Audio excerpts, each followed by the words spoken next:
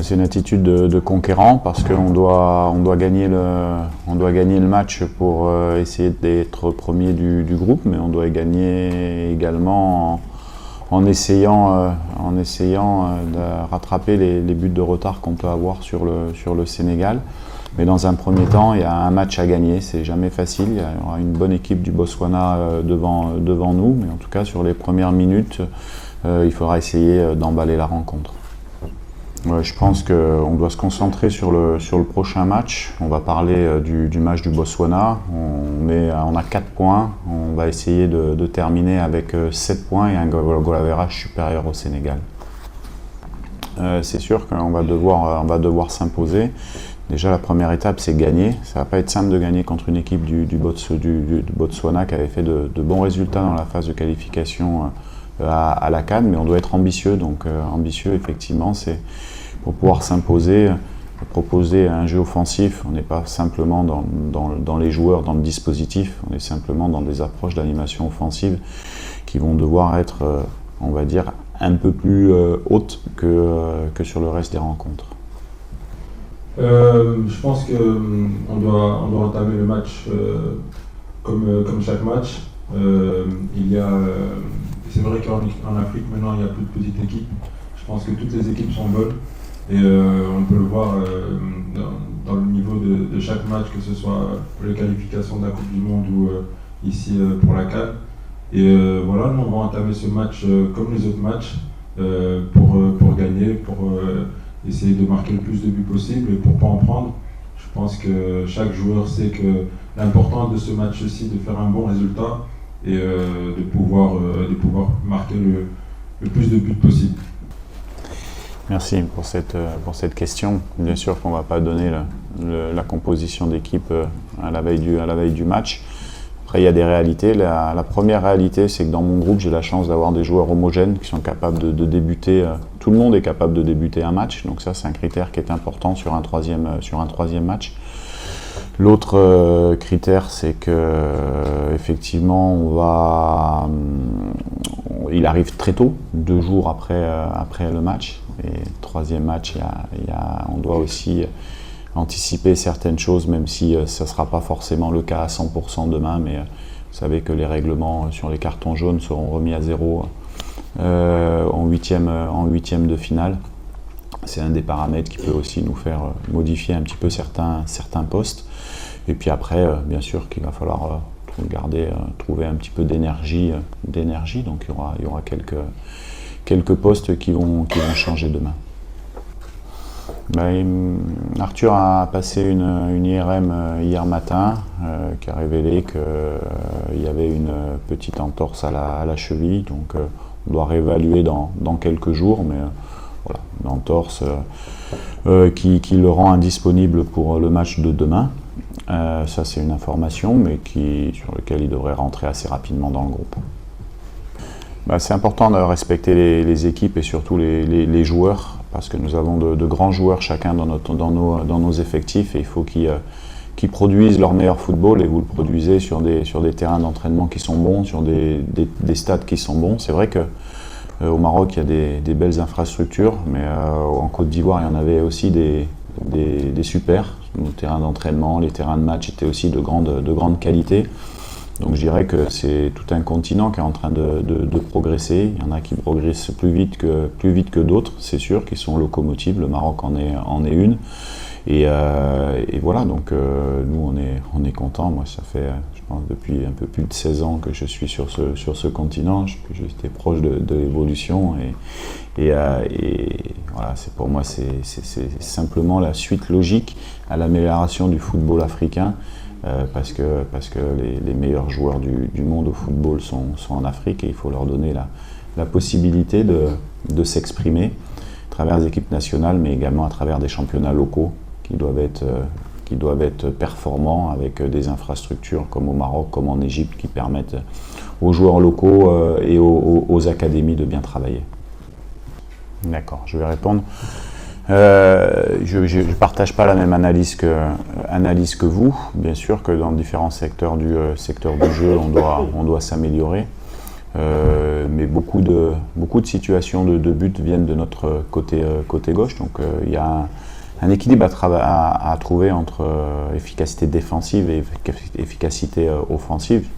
Il y a beaucoup d'exemples, que ce soit Joris sur des passes décisives, que ce soit Masuaku également dans des séquences de passes importantes. Je ne sais pas, vous avez dû voir le but qu'on a marqué contre le Sénégal, qui est un but de possession qui part de notre gardien de but, qui part du côté gauche pour terminer à droite. Donc, juger individuellement des choses comme ça, je pense que c'est pas la bonne pratique. Il faut voir l'aspect collectif.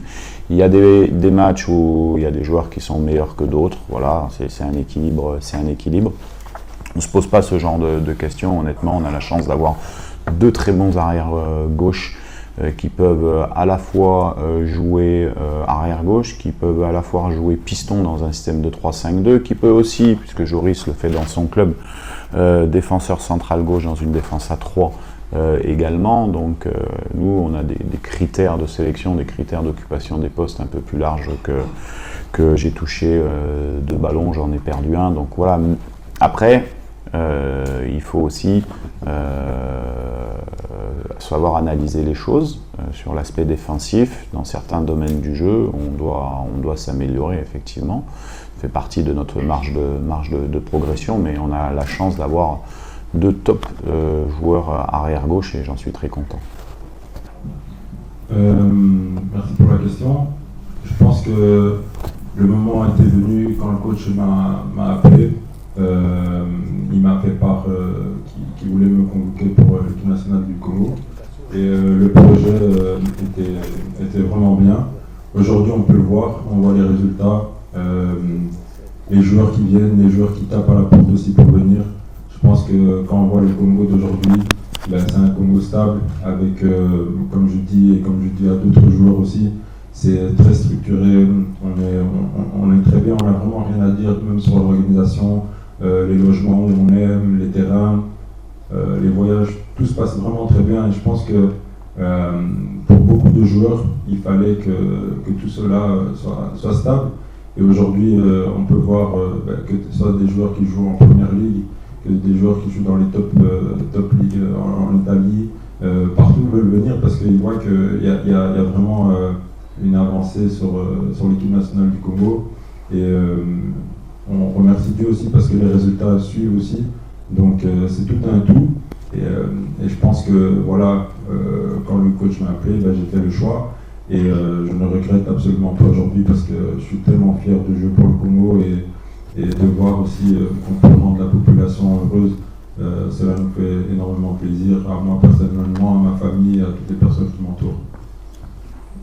Oui, c'est son Botswana. Non seulement, oui, ils sont assez durs dans le jeu, mais ils ont une bonne organisation défensive également. Ils ont évolué avec 2 systèmes de jeu différents, 4-4-2 et 4-3-3 sur les deux derniers matchs. Donc, ils ont un bloc qui est pas facile à déplacer. Après, nous, on a des ambitions dans ce groupe, donc on se doit techniquement d'être à la hauteur justement pour faire déplacer le jeu assez rapidement, pour être bon techniquement, pour justement éviter ce genre de duel. C'est un peu la même approche qu'on avait voulu mettre en place sur le match du Bénin, où ils sont aussi assez rugueux à l'intérieur au Bénin avec Delmeda, Hassan et puis Doku. Voilà, mais on s'attend effectivement à une équipe qui est éliminée.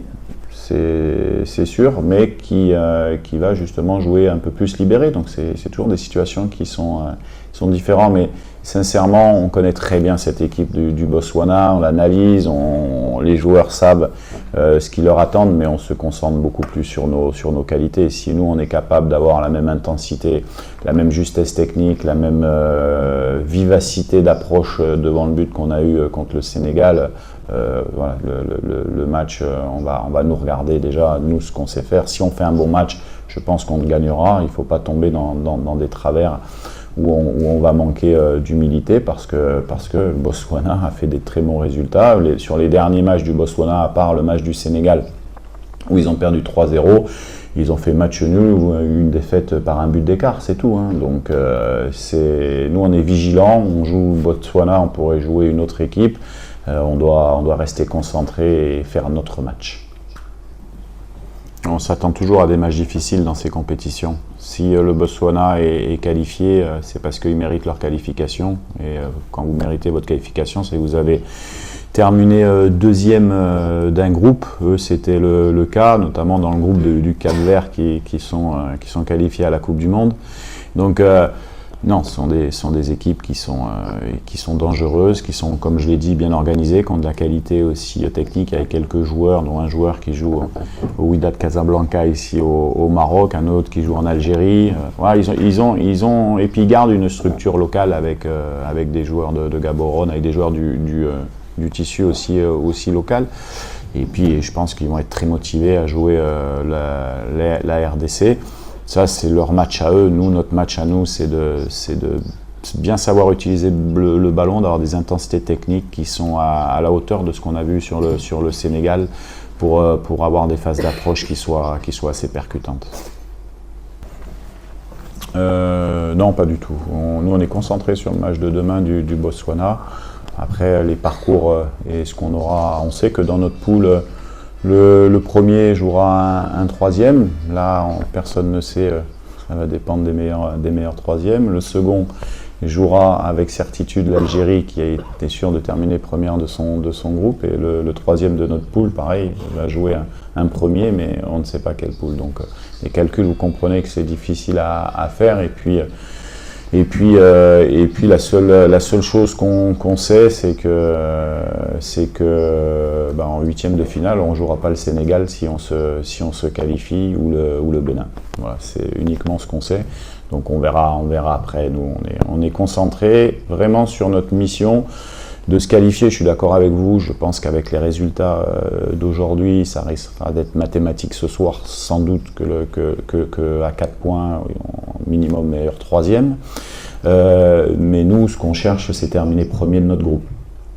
C'est ça notre motivation pour demain. Nous, on veut être premier de notre groupe. Donc on va jouer demain, non pas pour faire des calculs, mais pour être premier de notre groupe. Et on sait ce qu'on a à faire. On doit gagner avec un score large. Est-ce qu'on aura la possibilité, est-ce qu'on saura le faire?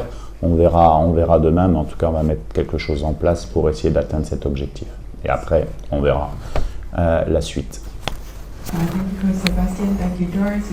Doris, we're just going to take a picture. So, can you please